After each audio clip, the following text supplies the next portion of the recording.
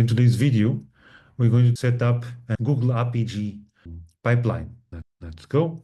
Let's create a new project. Upload from live. Let's call this Apigee demo 2. Click next. Select and point across the SmartBranch to point to the Apigee production instance. Let's call this Apigee is a type of constituent. Click next. Click next. Let's keep upload so I can show all the components that we have available in the Apigee instance. So we don't want environment groups to be saved. So we have some apps, as you can see, we have some API proxies and so forth and so forth. Yeah. So let's just go ahead and upload the release. Uploading, basically, we introspect the full Apigee production instance, and we export everything and save to across the SmartBranch repository. Now you can see there are some dependencies from some of these API proxies to some integrations that live in the Google serverless installation. Let's forget about those for the time being.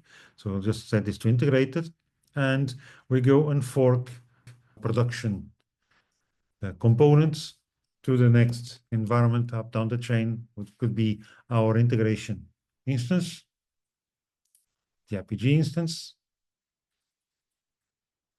And we go ahead and compare.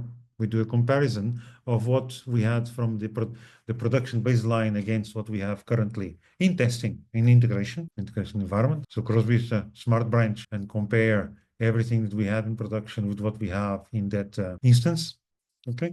Now we can commit this to branch. We can see that the Hello World proxy has got a change where a policy has been removed.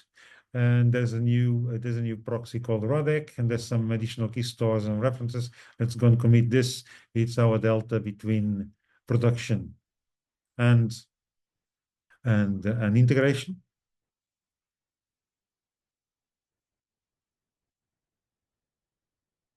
Okay, all done. We just set this to integrated. So automatically, as part of the pipeline build, now CrossVista SmartBranch will basically show you there's quite a few things that are different between the integration environment and production that would allow us to go and actually move stuff from one environment to the other. Yeah, we can just go ahead here and click integrate to actually move that code to the next environment up the chain. But that will be covered by a different video. And last but not least, let's do one final fork to what we would call the development environment. It maintains the same server. I'll show you in a second why. So this because we have not changed the server. It should be already in sync. That's where we're going to be doing our changes and committing the changes to CrossVista SmartBranch branch called dev.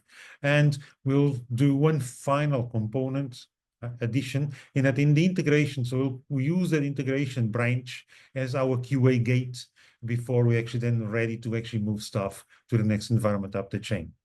In order to set this up, there's one final step that we need to do. We can actually do that in a second. So this is in sync. So what we're going to do, we're actually going to go here and have a join. And we're going to be calling this, so add tests. And in here, we're basically going to go and we're going to go here to CrossVista's embedded test framework. And we are going to, in the tests, we're going to pick up the Google test. At the moment, we have one that is associated with one Apigee test. We'll show that later on. And we're going to go and upload that into this branch. Let's change one. And once we add it in the tests, we can basically add it to the integration. It's done. We set to integrated. But yes, it's now available to move to integration. We integrate the branches here. And we change this to.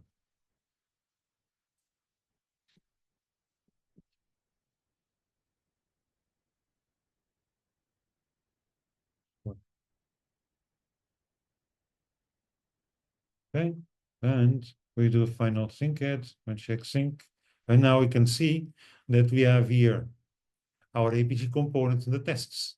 And that means that every time we commit new stuff in development before we move it to production, it will go through that quality gate, and that will be then testing the test or the list of tests that are required to actually then have new code available to move to the next environment.